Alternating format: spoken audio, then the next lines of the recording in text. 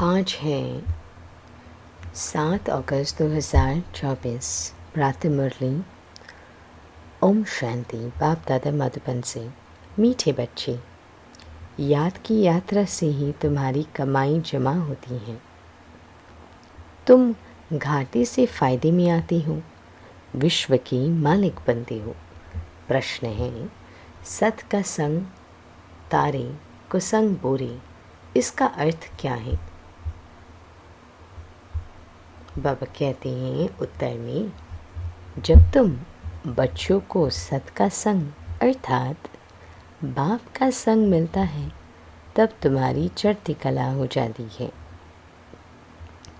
रावण का संग कुसंग है, उसके संग से तुम नीचे गिरते हो, अर्थात रावण तुम्हें डुबाते ही बाप पार ले जाता है।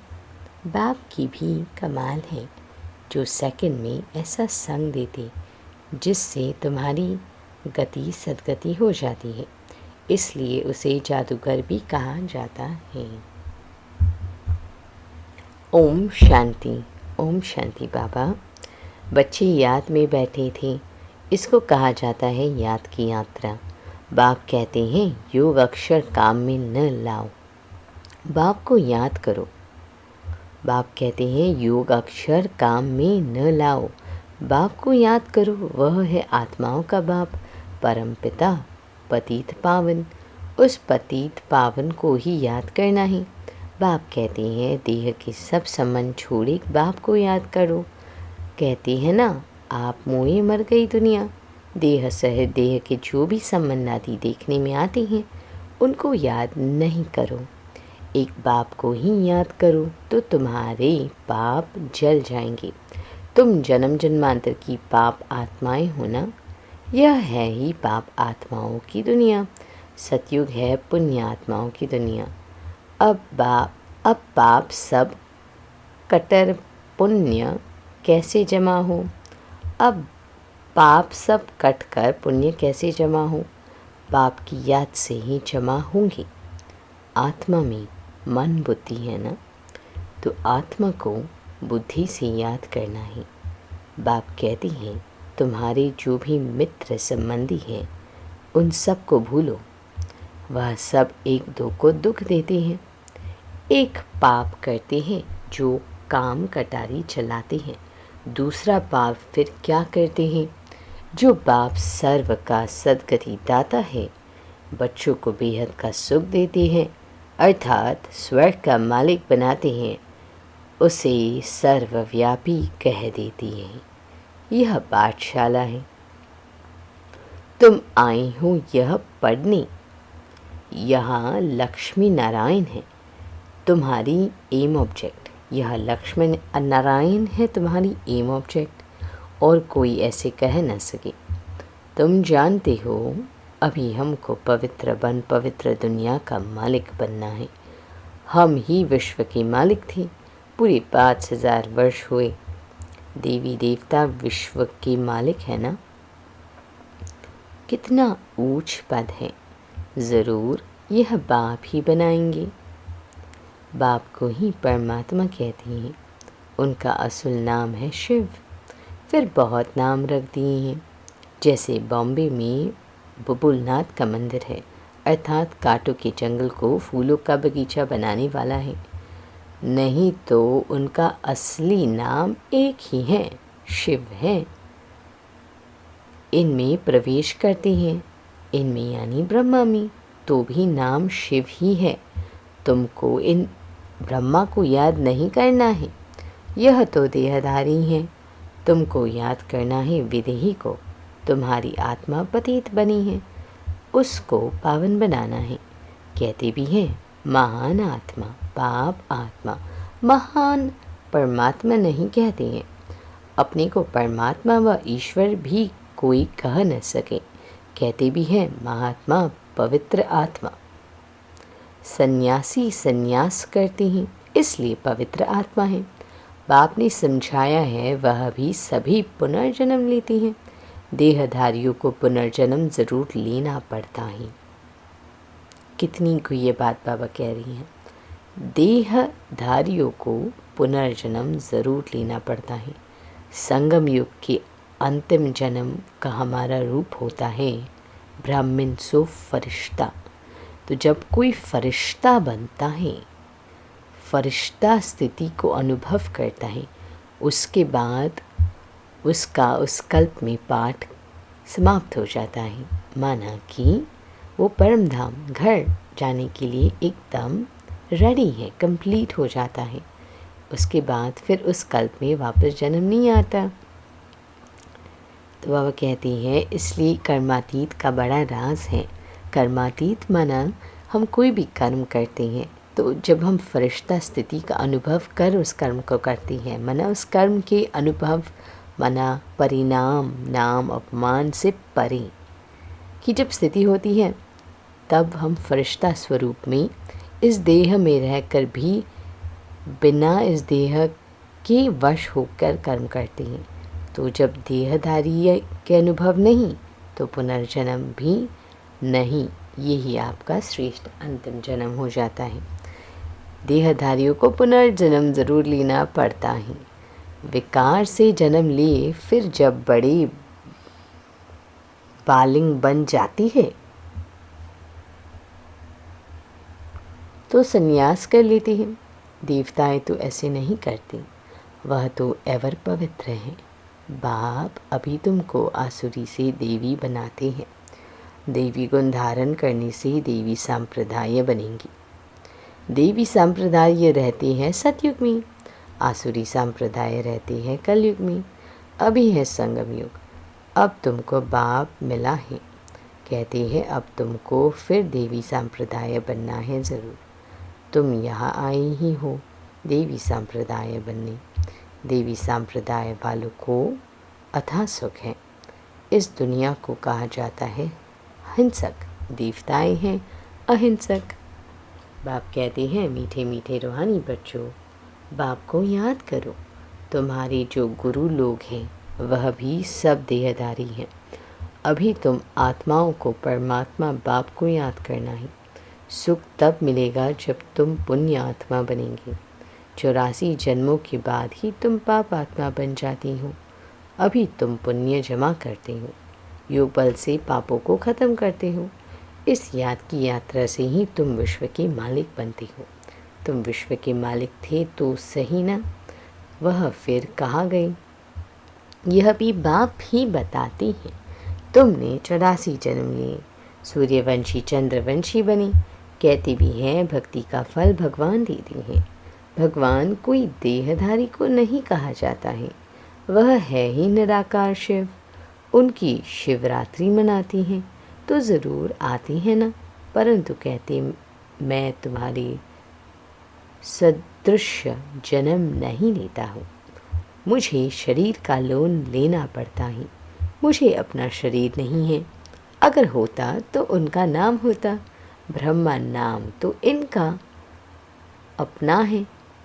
इसने संन्यास किया तब नाम ब्रह्मा रखा है।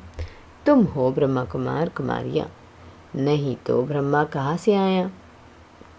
ब्रह्मा है शिव का बेटा। शिव बाबा अपने बच्चे ब्रह्मा में प्रवेश कर तुमको ज्ञान देती है। ब्रह्मा विष्णु शंकर भी इनके बच्चे हैं। निराकार बाप के सब बच्चे निराकार है।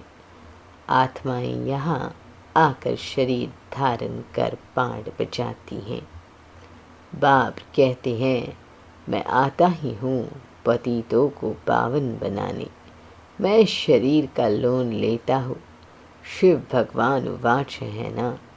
श्री कृष्ण को तो भगवान नहीं कह सकते, भगवान तो एक ही हैं। श्री कृष्ण की महिमा ही अलग है। पहला नंबर देवता है राधे कृष्ण, जो स्वयंवर के बाद फिर लक्ष्मी नारायण बनते हैं, परंतु यह कोई जानते नहीं। राधे कृष्ण का किसको भी पता नहीं है, वह फिर कहाँ चले जाते हैं। राधे कृष्ण ही स्वयंवर के बाद फिर लक्ष्मी नारायण बनते हैं। दोनों अलग अलग महाराजाओं के बच्चे हैं। वही अपवित्रता का नाम, वहाँ अपवित्रता का नाम नहीं है।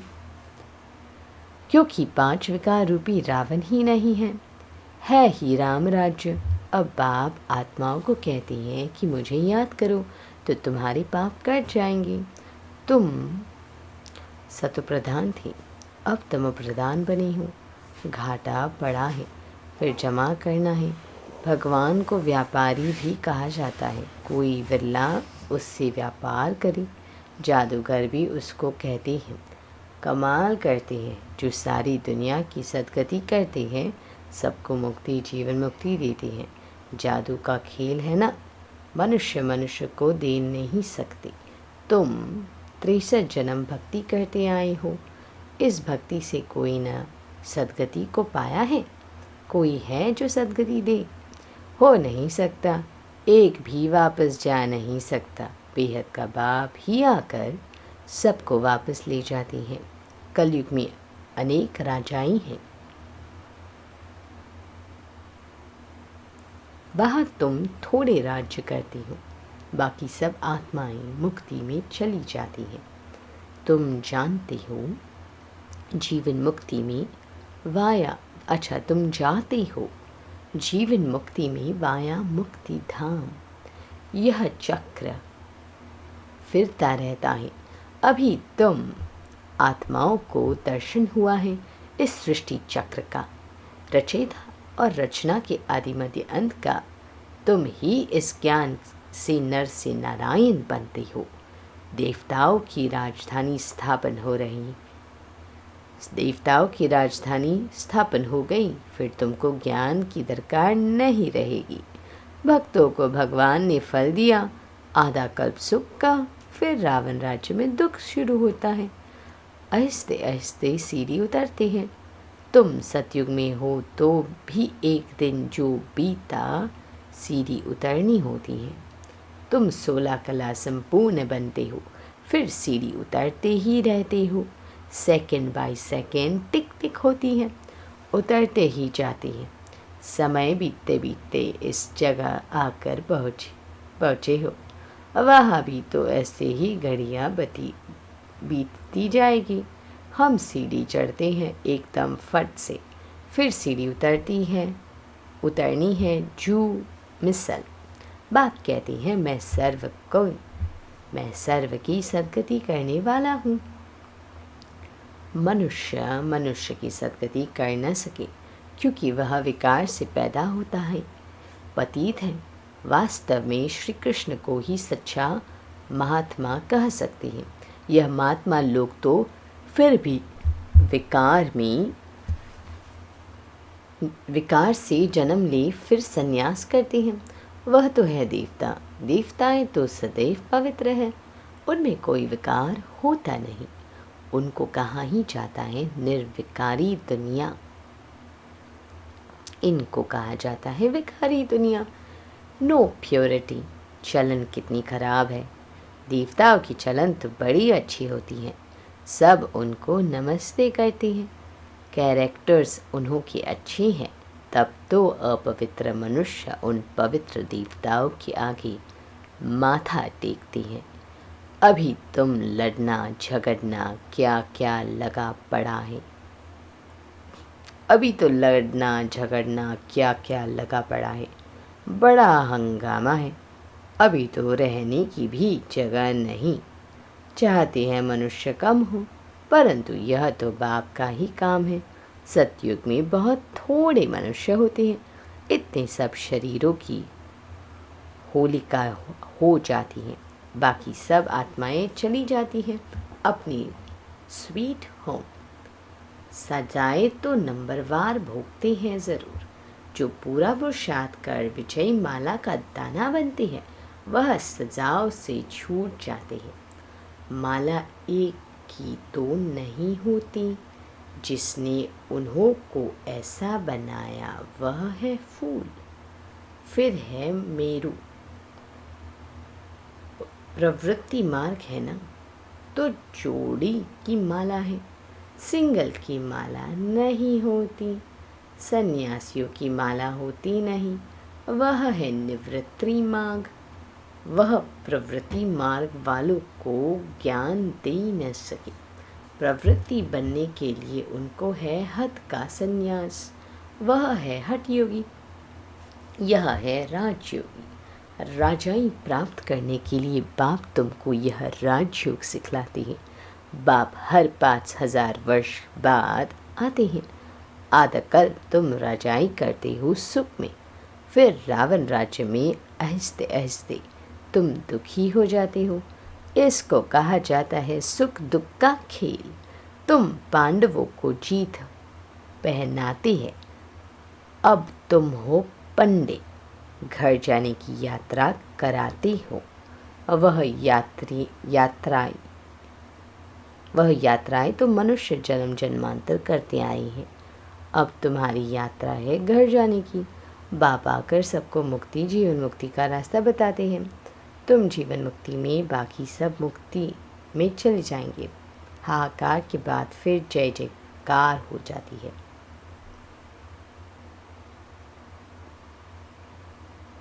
अभी है कलयुग का अंत। आफतें तो बहुत आने की हैं। फिर उस समय तुम याद की यात्रा में रह नहीं सकेंगे, क्योंकि हंगामा बहुत हो जाएगा। इसलिए बाप कहती है अब याद की यात्रा को बढ़ाते जाओ तो पाप भस्म हो जाएं, और फिर जमा भी करो, सत्व प्रदान तो बनो। बाप कहती है मैं हर कल्प के पुरुषोत्तम संगम युग पर आता हूँ। यह तो बहुत छोटा सा ब्राह्मणों का युग है। ब्राह्मणों की निशानी छोटी होती है। ब्राह्मण, देवता, क्षत्रिय, वैश्य, शूद्र, यह चक्र फिरता ही रहता है। ब्राह्मणों का बहुत छोटा कुल होता है। इस छोटे से युग में बाप आकर तुमको पढ़ाती हैं। तुम बच्चे भी हो तो स्टूडेंट भी हो, फॉलोअर्स भी हो, एक के ही है। ऐसा कोई मनुष्य होता नहीं जो बाप भी हो, शिक्षक देने वाला टीचर भी हो, और सृष्टि के आदि मध्य अंत का ज्ञान देता हो, फिर साथ में भी ले जाए। ऐसा कोई मनुष्य हो न सके। यह बातें अभी तुम समझते हो। सतयुग में भी पहले पहले बहुत छोटा झाड़ होता है, बाकी सब शांति धाम में चले जाएंगे। बाप को कहा जाता है सर्व का सदगति दाता। बाप को बुलाती हैं, हे पतित पावन बाबा आओ। दूसरे तरफ फिर कहती है परमात्मा कुत्ते बिल्ली पत्थर ठिक्कर सब में हैं। बेहद के बाप का अपकार करते हैं। बाप जो विश्व का मालिक बनाते हैं उनको डिफेम करते हैं। इससे ही कहा जाता है रावण का संग दोष, सत का संग तारे, कुसंग डुबोए। रावण राज्य शुरू होता है तो तुम गिरने लग पड़ती हो। बाप आकर के तुम्हारी चढ़ती कला कराते हैं। बाप आकर मनुष्य को देवता बनाते हैं तो सर्व का भला हो जाता है। अभी तो सब यहाँ है, बाकी जो भी रहे हुए हैं वह आते रहते हैं। जब तक निराकारी दुनिया से सब आत्माएं आ जाएगी तब तक तुम इम्तहान में भी नंबरवार पास होते जाएंगे। जब तक निराकारी दुनिया से सब आत्माएं आ जाएगी तब तक तुम इम्तिहान में नंबरवार पास होते रहेंगे। इनको कहा जाता है रूहानी कॉलेज। रूहानी बाप रूहानी बच्चों को पढ़ाने आते हैं। रावण राज्य आया तो फिर शरीर छोड़ अपवित्र राज्य बने और पवित्र देवताओं के आगे माथा टेकने लगे। आत्मा ही पतित अथवा पावन बनती है। आत्मा पतित तो शरीर भी पतित मिलता है। सच्चे सोने में खाद पड़ती है तो खाद का जेवर हो जाता है। अब आत्मा से खाद निकले कैसे? योग अग्नि चाहिए, उनसे तुम्हारे विकार विनाश हो जाएंगे। आत्मा में चढ़ती तांबा चांदी तांबा लोहा पड़ गया है, यह है खाद। आत्मा सच्चा सोना है, अब झूठी बन गई है, वह खाद निकले कैसे? यह है योग अग्नि। ज्ञान चिता पर बैठे हो, आगे थे काम चिता पर, बाप ज्ञान चिता पर बिठाते हैं। सिवाय ज्ञान सागर बाप की और कोई ज्ञान चिता पर बिठा न सके। मनुष्य भक्ति मार्ग में कितनी पूजा करते रहते हैं, लेकिन किसको जानते नहीं। अभी तुम सबको जान गए हो। अब तुम सब कुछ जान गए हो, तुम सब देवता बनते हो तो फिर पूजा की बात ही ख़त्म हो जाती है। जब रावण राज्य शुरू होता है तब भक्ति शुरू होती है। अच्छा, मीठे मीठे से खिलाते बच्चों प्रति माता पिता बाप दादा का याद प्यार और गुड मॉर्निंग। रूहानी बाप की रूहानी बच्चों को नमस्ते। हम रूहानी बच्चों की रूहानी माता पिता बाप दादा को याद प्यार, गुड मॉर्निंग और नमस्ते बाबा। शुक्रिया बाबा। धारणा के लिए मुख्य सार बाबा कहते, पहला, सजाओं से मुक्त होने के लिए विजय माला का दाना बनने का पुरुषार्थ करना है। रूहानी पंडा बन सबको शांति धाम घर की यात्रा करानी है। दूसरा, याद की यात्रा को बढ़ाते बढ़ाते सब पापों से मुक्त हो जाना है। योग अग्नि से आत्मा को सच्चा सोना बनाना है, सतो प्रधान बनना है। वरदान, हर घड़ी को अंतिम घड़ी समझ सदा एवर रेडी रहने वाले तीव्र पुरुषार्थी भाव। अपनी अंतिम घड़ी का कोई भरोसा नहीं है, इसलिए हर घड़ी को अंतिम घड़ी समझते हुए एवर रेडी रहो। एवर रेडी अर्थात तीव्र पुरुषार्थी। ऐसे नहीं सोचो कि अभी तो विनाश होने में कुछ टाइम लगेगा फिर तैयार हो जाएंगे। नहीं, हर घड़ी अंतिम घड़ी है, इसलिए सदा निर्मोही, निर्विकल्प, निर्व्यर्थ, व्यर्थ भी नहीं, तब कहेंगे एवर रेडी। निर्मोही, निर्विकल्प, निर्व्यर्थ, व्यर्थ भी नहीं, तब कहेंगे निर्मोही। कोई भी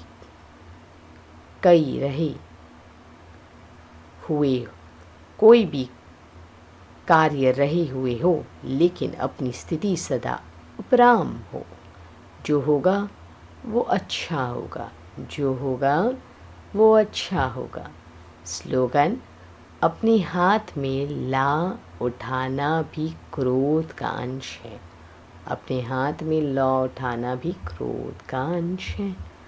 ओम शांति मीठे बाबा।